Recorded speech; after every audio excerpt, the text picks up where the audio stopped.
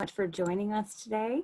This is our New York City BOAD general meeting for December. While we wait a few minutes for people to join us, please go ahead and put your name, agency, and email in the chat for us. If you're a regular to the scene, then you've heard that from me many times before. And if you're new to us, thank you so much for joining us. We're going to give it a few minutes for people to join, though I see a lot of people have joined already, which is wonderful.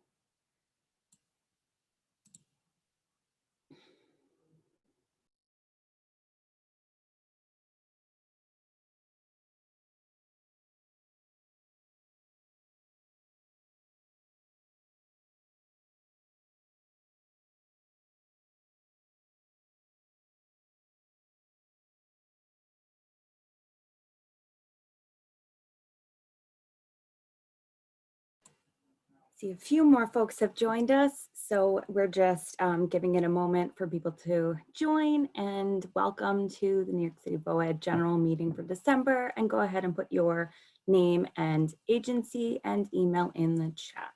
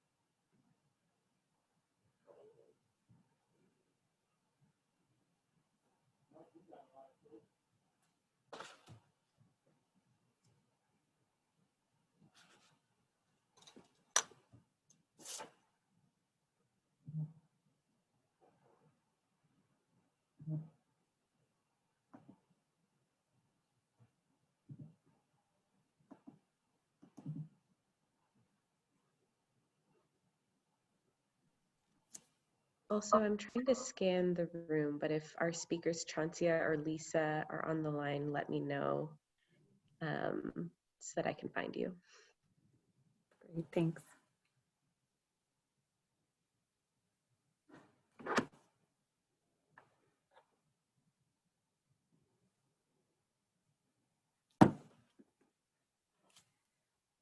For those of you who just joined us, thank you so much. This is the New York City BOAD general meeting for December. I'm Julianne Pinelli. I'm one of the co-chairs. While we wait for a couple more folks to join and for our presenters to join, please go ahead and put your name and agency and email address in the chat. Thank you.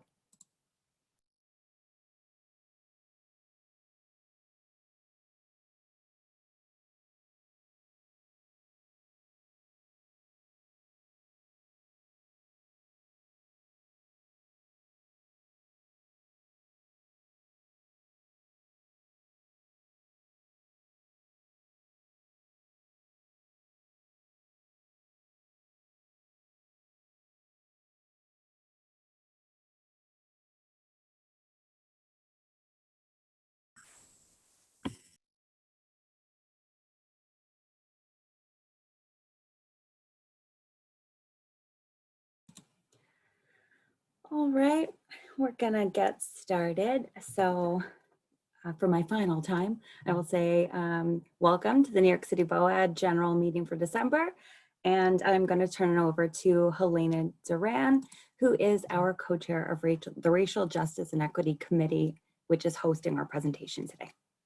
Helena. Thank you so much, Julianne.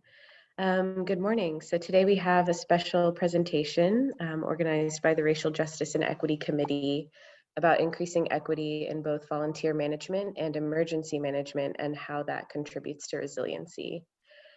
A quick plug, if you're interested in joining the Racial Justice and Equity Committee, please send me an email and I'll get you on the email list. I'll put my email in the chat. But without further ado, I'd like to briefly introduce our two speakers today.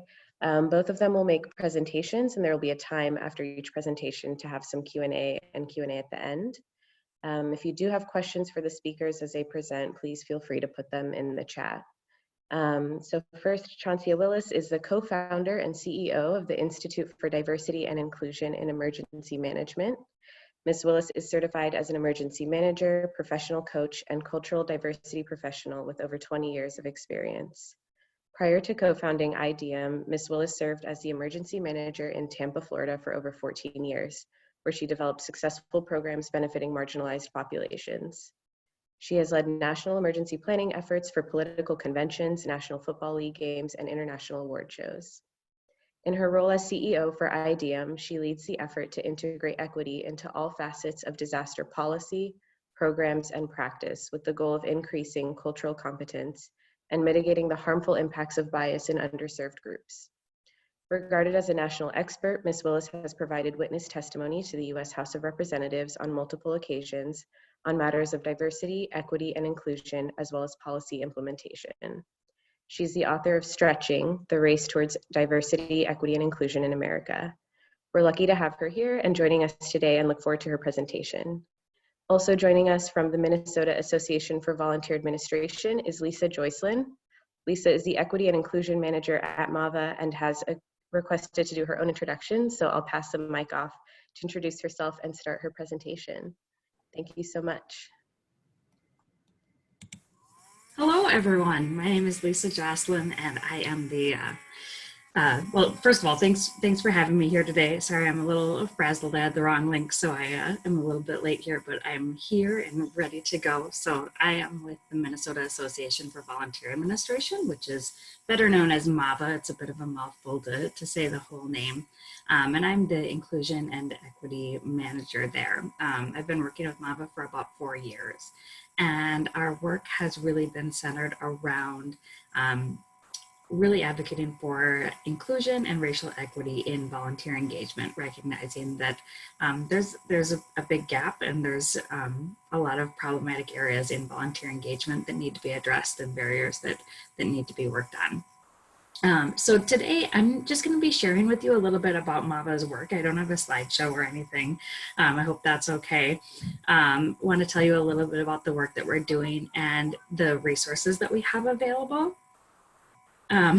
Sorry, I'm looking at the chat and getting distracted.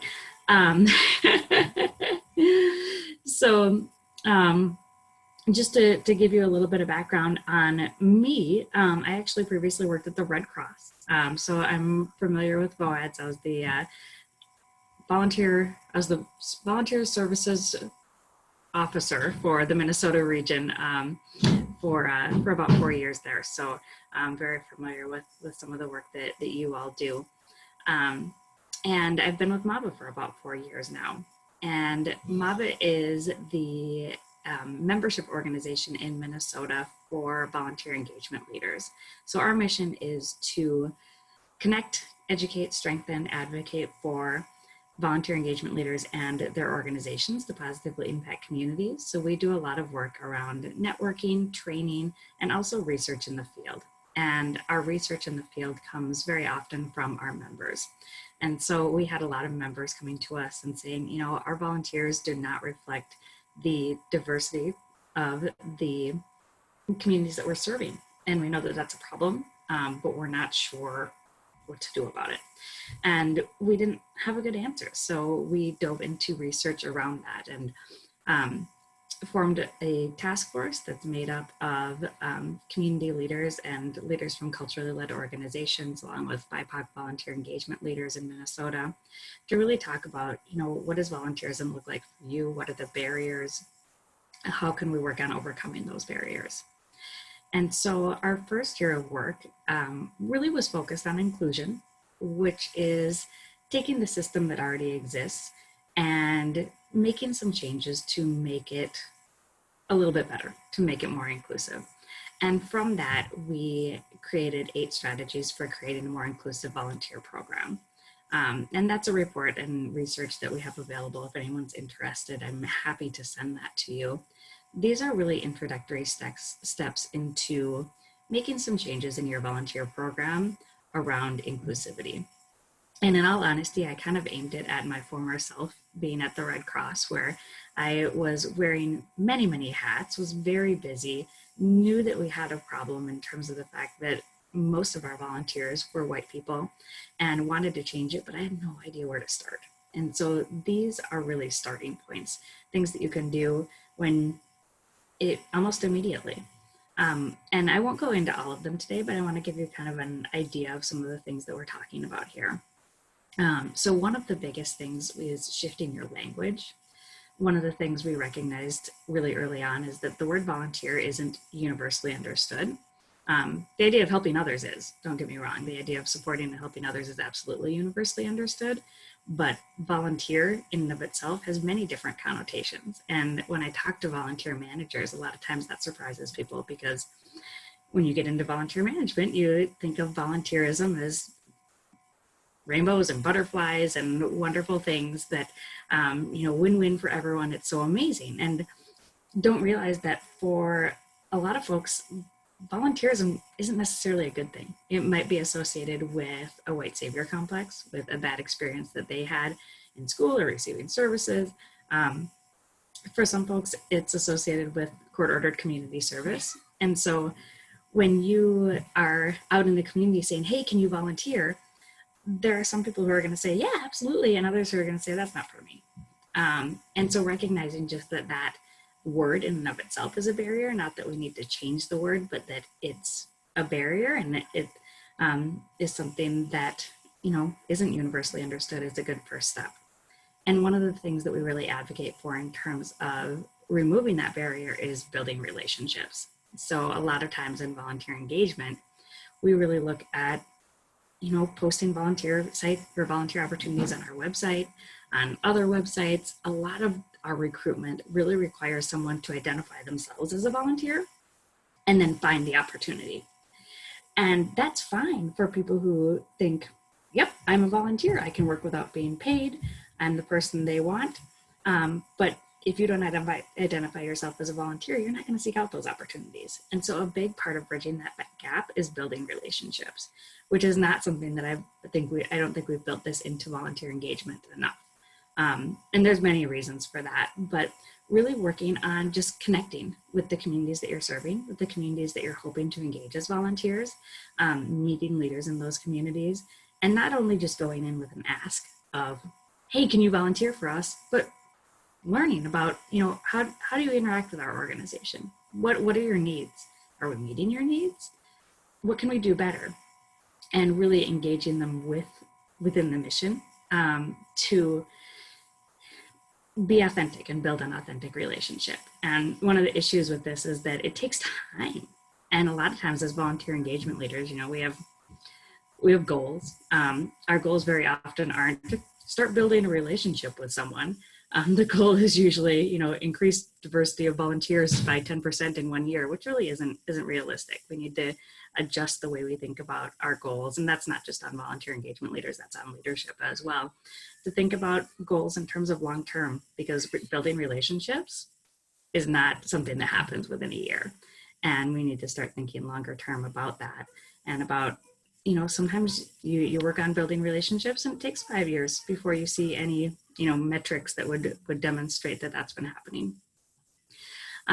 So that's kind of a little bit of an overview of some of the 8 strategies that we've worked on. Another one is engaging skill-based volunteers and really embracing that. Because particularly in Minnesota, we've seen that a lot of recent immigrant communities have folks who are looking for paid employment in the US and maybe haven't worked in the US before, so are looking for some voluntary experience to build up their resumes. So again, those are 3, there's 8 of them. I'm happy to send that report out to you.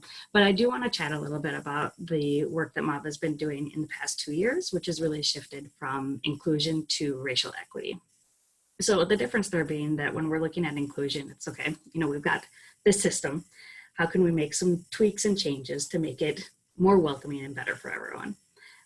But what we're really looking at is that the system itself is problematic. And so when you look at volunteer engagement systems, in all honesty, the formal systems that most organizations use to engage volunteers were created by and for affluent white people.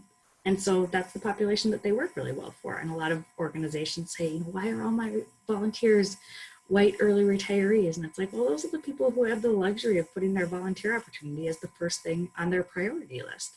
A lot of people don't have that luxury. And oftentimes that's kind of what we're demanding of volunteers. You know, you need to show up for your assigned shift. You need to have a 2-year time commitment. You need to volunteer 10 hours a week. And I'm not saying that that's across the board, but that's kind of a generalization that sometimes we really do demand a lot of volunteers. And one of the things that I'm really seeing in terms of the structure and the issues with the structure is even the onboarding process. So very, very often, the onboarding process for volunteers is a very formal system of some variation of application, interview, background check, orientation, training. And by the time you've gone through all that, you've given at least 10, 15 hours. And this works well for some people who maybe want to feel like, well, this is an opportunity that not everyone can do, and this legitimizes the organization. But for folks whose main goal is to help people in their community, why would you go through all of that when you can just help your neighbors? It's really problematic that we put up so many barriers to volunteering. And one of the pieces of work that MAVA is doing right now is listening sessions with BIPOC communities, BIPOC volunteers, to learn more about like just what's wrong with formal volunteer structures, and if you could change it, how would you change it? And one of the things that we're hearing time and time again is that all of these barriers to volunteering, all the hoops you have to jump through, they're not helping anyone. In fact, they really give the appearance of we're trying to keep people out. And I know that over time, you know, we've kind of built this up as a norm in the field that, oh, you have to have these processes and this is how you legitimize your volunteer program. But one of the things MAVA has been doing is to really challenge people to think about, do we have to do it that way? I think a lot of the systems that we're seeing in volunteer engagement really demonstrate the characteristic of white supremacy culture of one right way. And the honest truth is there's not one right way. And if you advocate for one right way, you're advocating for one way that benefits one group of people, which is usually affluent white people. And so we're trying to encourage people to really think about, like, what would it look like to have multiple avenues for engagement? What would it look like if, you know, when someone told us this doesn't work for me, instead of saying, oh, well, we can't do it that way, we said, how could we do it that way? Background checks are a key example. And I know in some situations we need background checks, but maybe not for every volunteer opportunity. Intense training is another example. Yeah, for some opportunities you absolutely need training, but maybe not for every opportunity. And just thinking more outside the box in terms of how we can engage volunteers, what that might look like, and learning from BIPOC communities and how they're already engaging in helping others within their community. So learning from grassroots organizations, learning from the Black church, learning from these places where people are giving their time, even just community efforts, Facebook, you know, efforts of, hey, show up, we're handing out sandwiches. Those are really successful, and that's not how formal organizations do volunteerism. So thinking about, there have to be other ways that we can do it. So I think I'm about at my time, but that's just kind of a preview of some of the work that MAVA has been doing. And so I want to connect you with our resources. First of all, our 8 strategies report. Happy to send that out to anyone. Just send me an email and I'm happy to send that to you. You can also check out our website. It's mavanetwork.org. And we have an inclusive volunteerism page where we have resources from some of our events, including, we've done trainings on creating more inclusive language.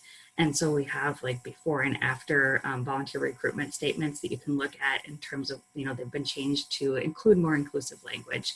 And these are actual volunteer statements or volunteer recruitment messages that were from one of our partner organizations.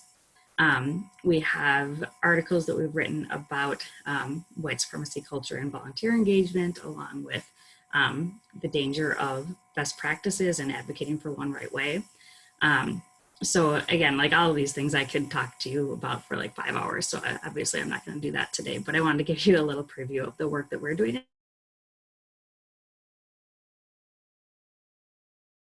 My colleague Wendy is also really involved with this work, and we have trainings, like I said, on inclusive volunteer language 8 strategies for creating a more inclusive volunteer program, getting rid of best practices in one right way. And we're happy to be resources for you, help guide you in the right direction in terms of if you're wondering where to start or wanting to get your leadership more involved or just educate your team more about some of these issues specific to volunteer management. So with that, I guess the one other thing I'll say is that I think sometimes these issues feel so big and it's really hard to know where to start. And one thing I would say that you can always 100% do is focus on yourself and on your own education around volunteer engagement, around diversity and equity in volunteer engagement, but just DEI topics in general. You know, every single one of us only has one lived experience. And so we have a lot to learn about the lived experiences of everyone else in this world. So if you're ever feeling kind of like, oh my gosh, where do I start? What can I do? You can always focus your own professional development and your own education around DEI topics, because we can always use more people who are informed and educated around how equity is an issue in volunteer engagement and just around how different people operate in the world. So that's my final plug, and I'm happy to answer some questions if anyone has questions. Thank you so much, Lisa. That was great. Gives us a few things to start thinking about. And I love that you're a resource and we can access a bunch of things on your website. Does anybody have any questions in the current moment? Because I believe, Lisa, you do have to jump off after your presentation, correct? Yeah. Okay. So does anybody have any currently? I was monitoring the chat and I didn't see any.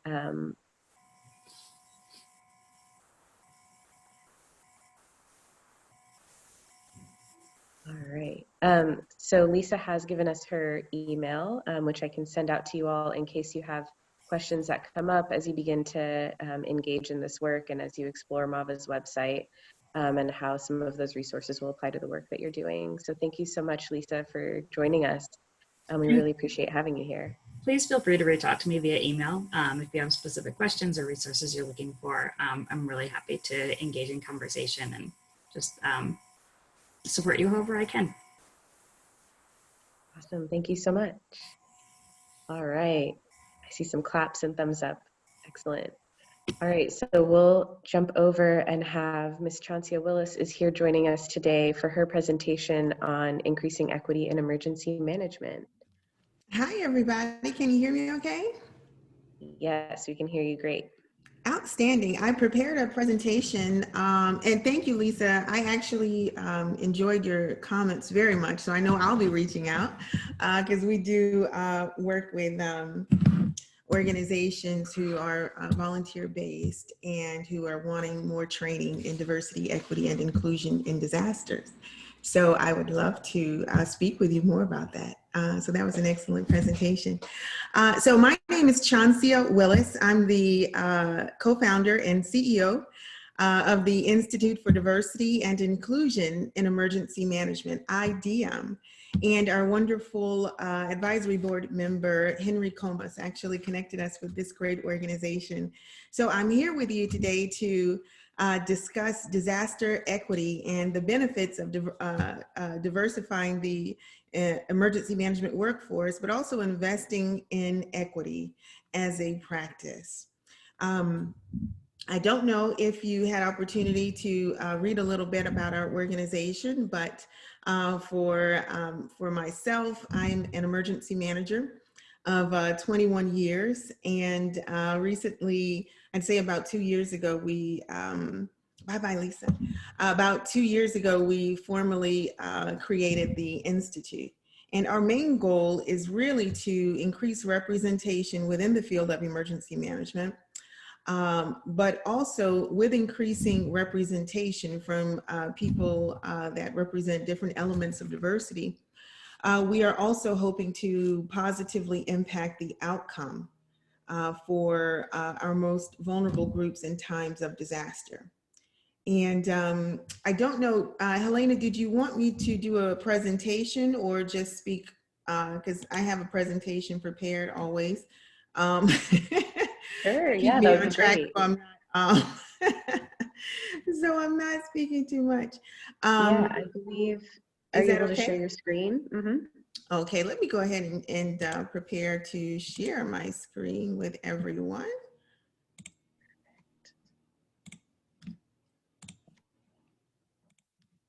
Okay. And hopefully everyone can kind of see that. Let me move this here. Go to slideshow. And if my computer is working with me, is it working with me, you guys? I don't think so. Are you gonna work with me? I hope so.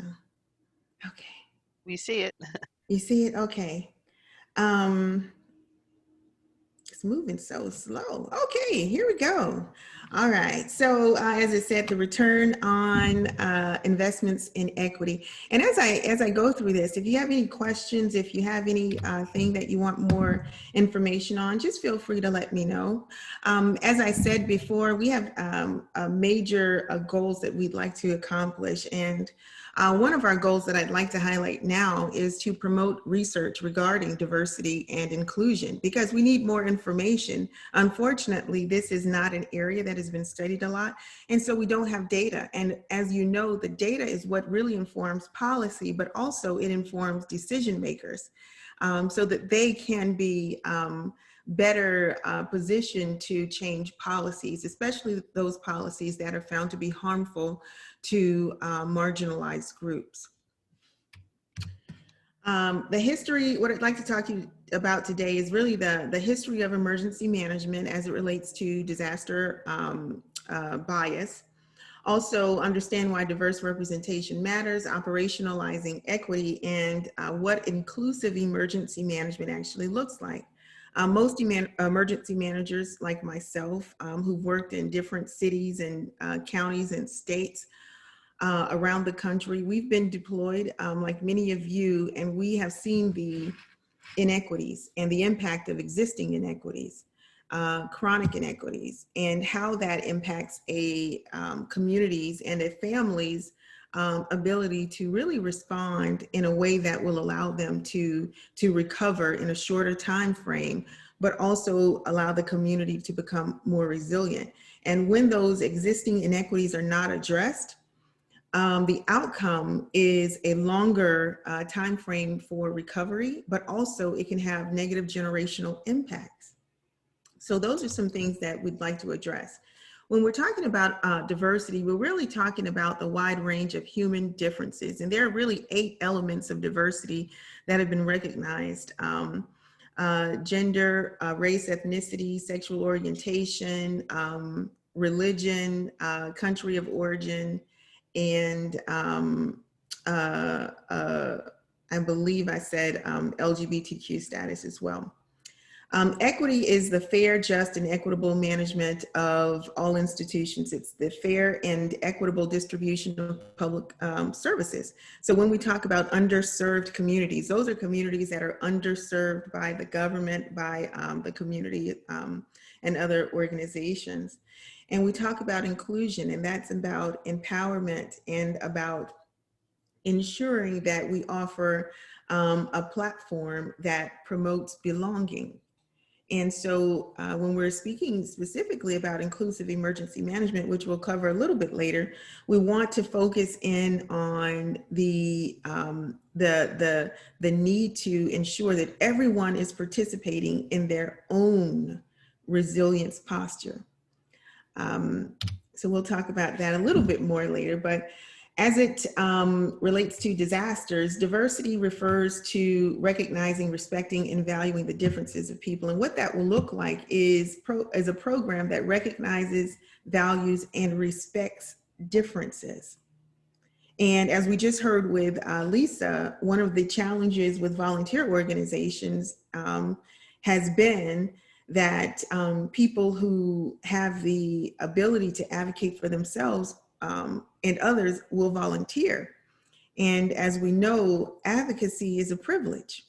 Everyone doesn't have the time, everyone doesn't have the access, and everyone doesn't have the ability to really advocate on behalf of themselves and their community. So that's something to think about when we're looking at volunteerism. advocacy is a privilege.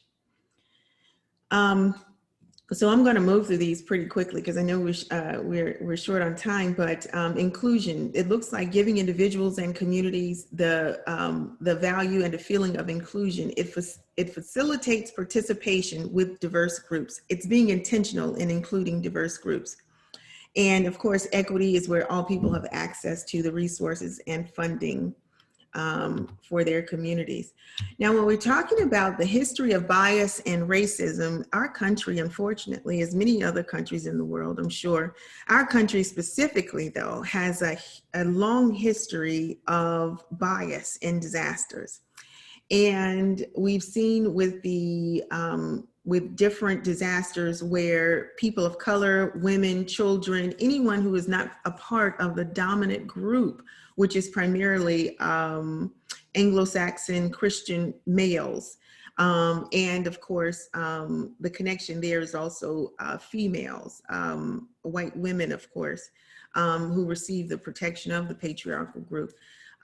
If you're not a part of that dominant group, then chances are your experience with disaster is going to be much, much worse, and is going to exacerbate any of the existing equities that are already impacting you or your community. So I'll just highlight one of these disasters, the Okeechobee hurricane.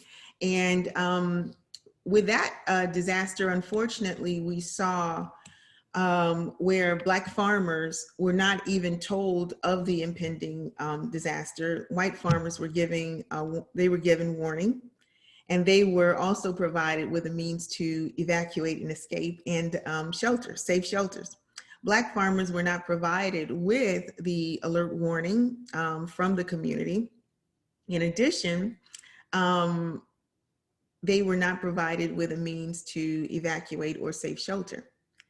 So what happened, you had thousands of Black farmers who died, and to add further insult to injury, right? They were not provided with coffins. Their bodies were dumped in mass graves.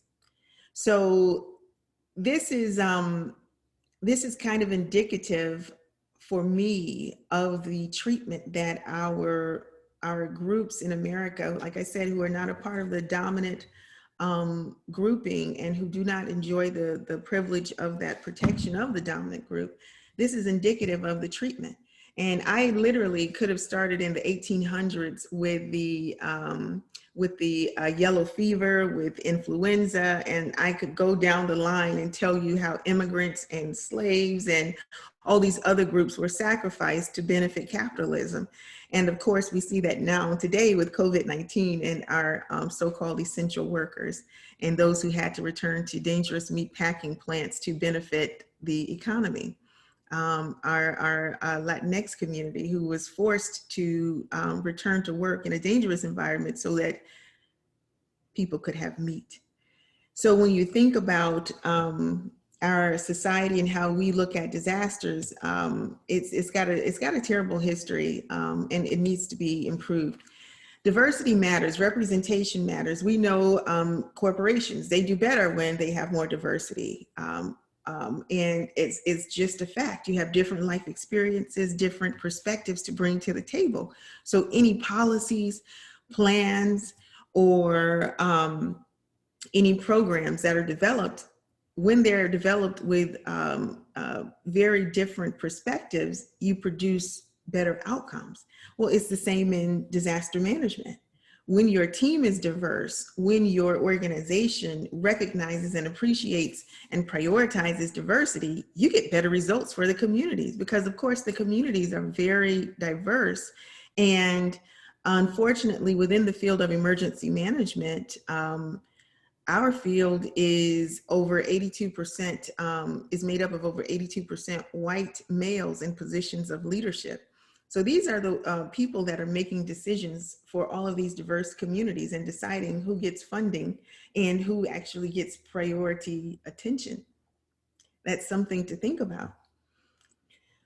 When we're talking about bias, we know there are over 150 types of biases. And guess what? You bring your own bias to the table. So all of us have a bias of some sort. And when it comes to making a decision on the ground in deployment, or doing pre-planning, or deciding which groups to work with to do preparedness work, to do town halls, listening sessions, to do even messaging. You bring your bias with you. One of the goals of our organization is to really instruct and work with organizations on how to change that behavior, how to provide tools to increase decision-making so that it is more equitable and unbiased. You have to work to combat bias. And many will say, as one told me yesterday, I'm almost 50 years old. I can't change anything. That's not true. That's an excuse. That's a cop-out. I don't buy it. You can change. If you want to, you can change. And we don't need to continue this, this structure of racism. And we know that there are several hindrances to equity, and structural racism being one of them.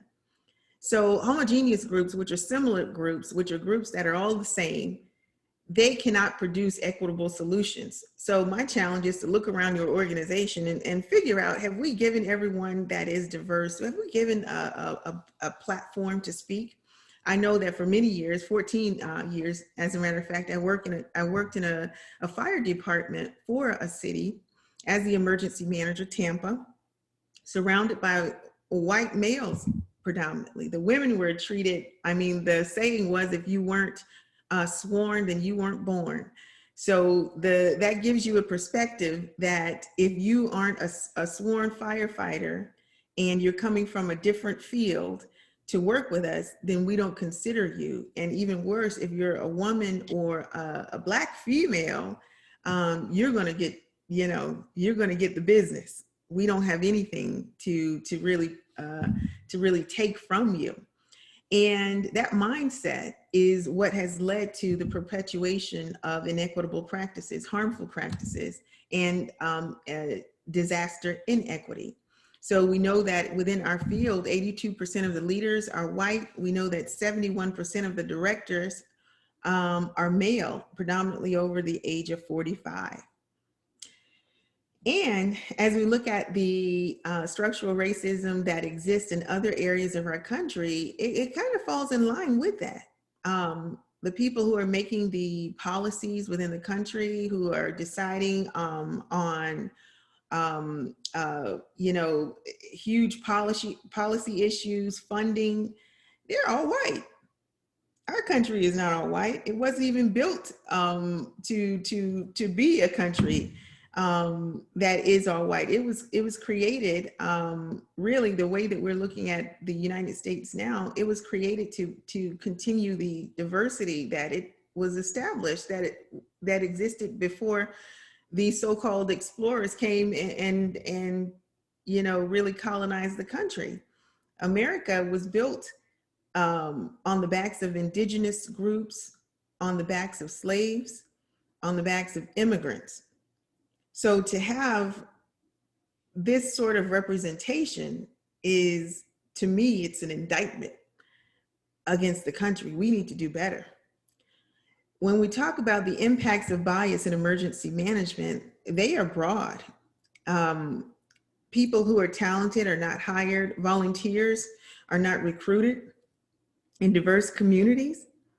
As Lisa said, all of this impacts community resilience.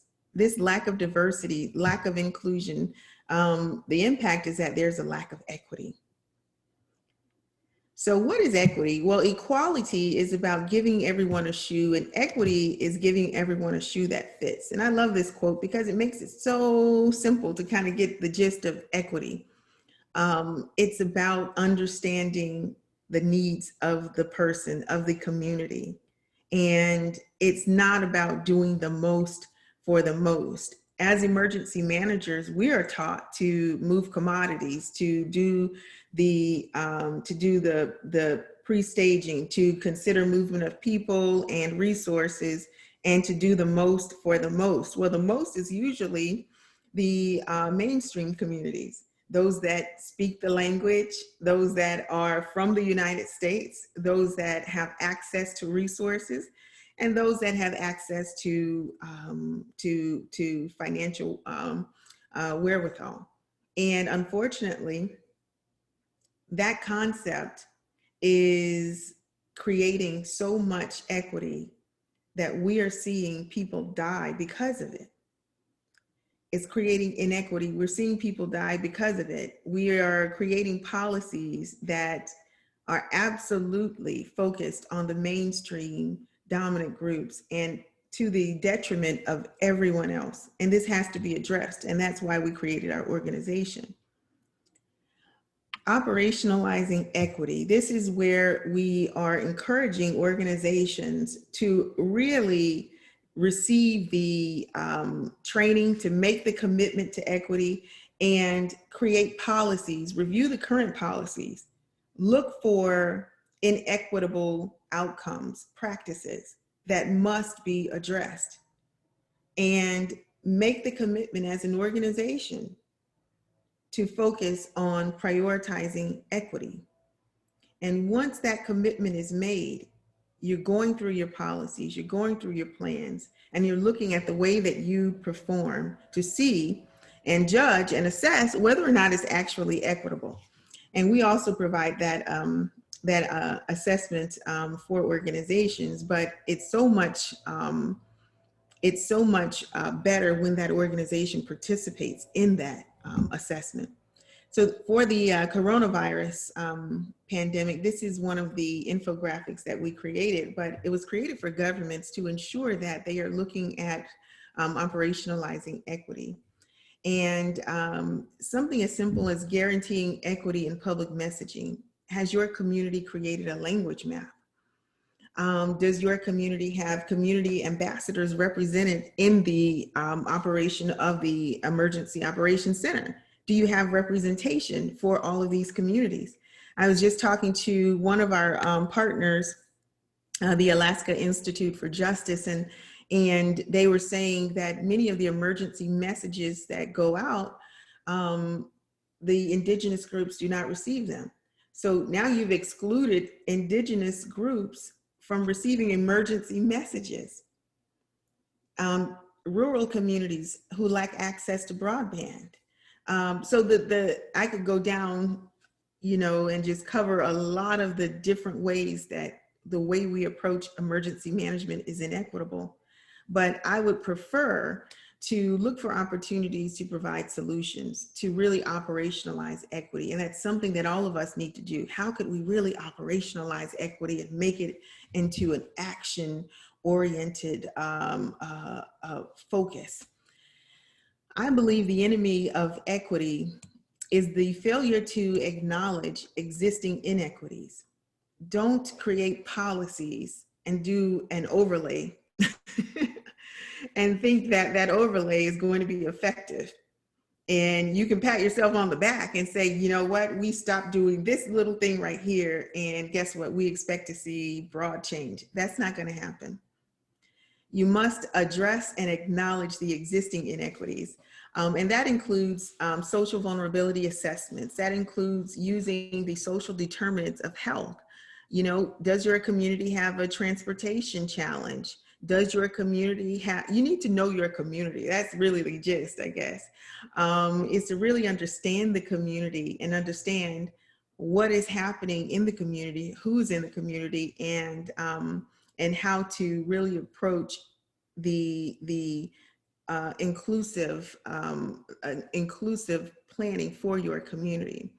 So, everyone's been talking about the coronavirus vaccine, and someone said, why won't Black and brown people take the, why won't they take the vaccine?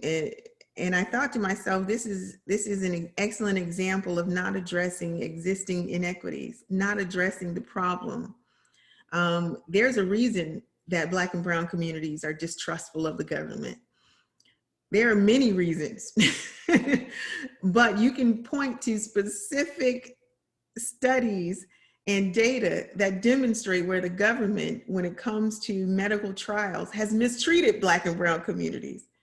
So, it's unfortunate, but when people are saying, well, gosh, there's a vaccine, you guys should just take it because you're being impacted the most. Well, you have to address why we might be distrustful. And your messaging needs to address the fact that we understand why these groups are distrustful. And we also need you to acknowledge as a government that what you did created the distrust, and commit to not doing that again. Now we might be able to discuss some things, but that hasn't happened. It's just been, you know what, we're going to pay you some money to take this vaccine and participate in the trial. We need to have the full service understanding of distrust and mistrust, right? So inclusive emergency management. And the goal of inclusivity is really to make sure everyone feels included in everything that you're doing within your organization, to ensure that we're not being exclusive. And it involves making sure that everyone is involved and has a place in every phase of the disaster management cycle. So there's a place for every member of your community and everyone that wants to participate in the disaster management cycle. So some questions I'll leave you with. Has your department, your organization committed to funding and prioritizing diversity, equity, and inclusion? Think about that. And how could you operationalize equity? And what is your process for hiring or for selecting volunteers, selecting diverse contractors? That's something to think about. So with that, I will go ahead and ask if there are any questions from the group. Feel free. Feel free to shoot them at me. Don't shoot them. I guess it's online. It's okay. I won't feel it. Anyone, you can go ahead and unmute and ask your questions if you have them. I might jump in and start with one if that's okay. You had mentioned that we want to make sure everyone is participating in their own resilience posture. What do you mean by that? Well, what that means is, so when we're looking at resilience for a community, it's really looking at preparedness, at planning, it's looking at, it's addressing sustainability. And when we say make sure everyone is participating, our country has a history of requiring that people purchase their preparedness. So we might say to the wealthy family, make sure you have a disaster kit with 72 hours worth of this, and that, and make sure you have full insurance on your home. And also you need flood insurance. And oh yeah, make sure you have this, and that. And if there's going to be a meeting about, you know, a new project for infrastructure, make sure you're there to have comment and offer some opinion on that new project. Unfortunately, everyone does not have the ability to purchase preparedness. And even more so now after the economic impacts of the coronavirus, everyone can't purchase preparedness. So throw that out of the window. We now more than ever need to focus on communal preparedness. How can the community become prepared? How can the community share resources? How can we more so integrate the private sector in preparedness? What is it that we can do as a communal body to ensure that everyone survives instead of just that specific group that normally makes it out okay? And Dr. Junia Howell of the University of Pittsburgh, one of her most recent research projects really outlined the fact that white communities do financially come out better post-disaster than all other groups. And it's based on the federal government, FEMA, and their approach to the benefit cost analysis that ranks the value of existing infrastructure and property, and offers. So is it beneficial to invest in your community if it's in a low-income area? No. If it's in a more affluent area, why, yes, you can get lots of money to rebuild and in fact to do even more sustainability planning. So it's not equitable, and we need to address that. I hope Are there any more questions? I have seen some in the chat. There's a question, how can trust be rebuilt within agencies and the community? What persons would you identify? How can trust be built? Well, you know, one of the best ways to build trust is to really connect. You know, humility is the bridge that connects everyone. And when we say, I'm going to come out of my office, and, you know, pre-COVID times, this was something that in Tampa, I made it a special effort to do, is to come out of my office, to go into the community, whether it was a community that wasn't English speaking, it didn't matter. I wanted to find out who I could connect with so I would have representation, but also begin the process of building relationships. That's why I use the term community ambassadors. There's somebody in your community that I should be able to connect with, who will give me a real outlook and give me the real understanding of your community. And sometimes it takes someone like me, this Black lady, to go in and say, hey, I'm here because I understand. I understand the challenges. Tell me what is happening, why we don't have, why your community doesn't trust the government, doesn't trust this policy, doesn't trust that this program is going to work, and why is there pushback? And that's what we need.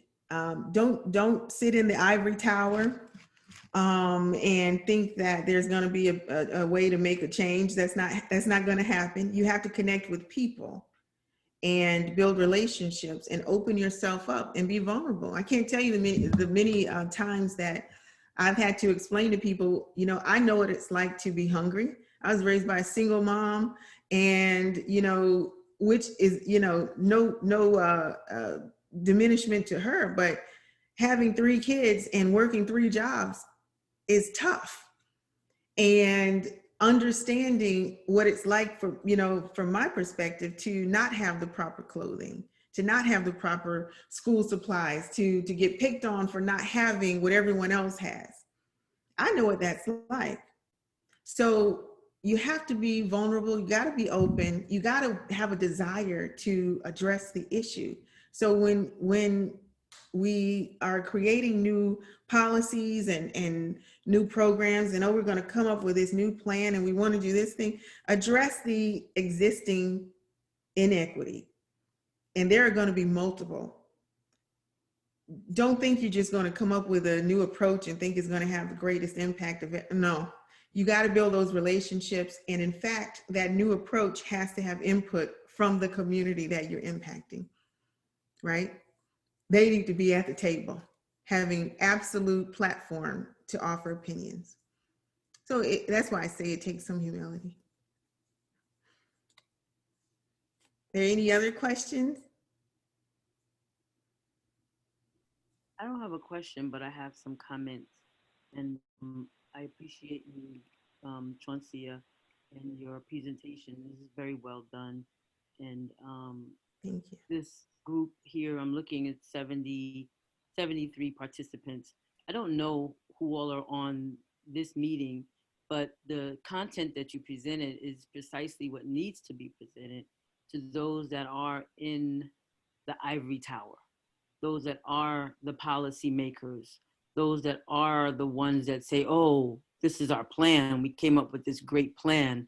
And as you said, that will content themselves. I think someone noted in the chat here that, oh, this has been excellent, or this was good information. And many times that's what happens. We'll get a great, you'll get a resounding applause to a great presentation and great content. And then we just keep, the beat goes on. We just keep doing the same old, that was nice. And oh, you know, the VOAD, we had a presentation, a wonderful, I-DIEM was on our presentation. We got yeah, we're working on inclusion here. I-DIEM presented for us. And then we just keep going on and doing what we're doing. So if the people on here, or any of the people on here, are at the table with our policymakers, or are indeed a policymaker, or someone that's up in the ivory tower, then this is something that needs to be presented in those rooms.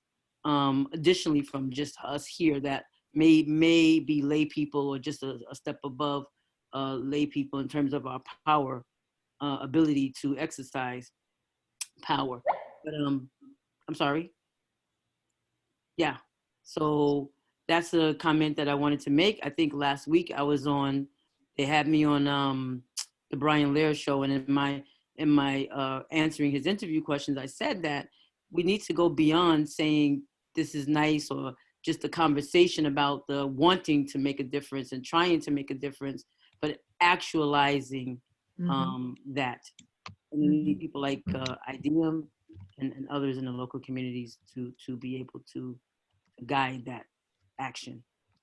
Thank you. Thank you. That's a great comment. And, you know, I'm going to put my email and our website address into the chat. And I'm going to do that with the expectation that many of you are going to reach out. And you're going to say, Chauncia, what can you provide to us? Whether it's training or curriculum, or even if it's just to say, Chauncia, hey, what's up? Give me, put me into the newsletter database.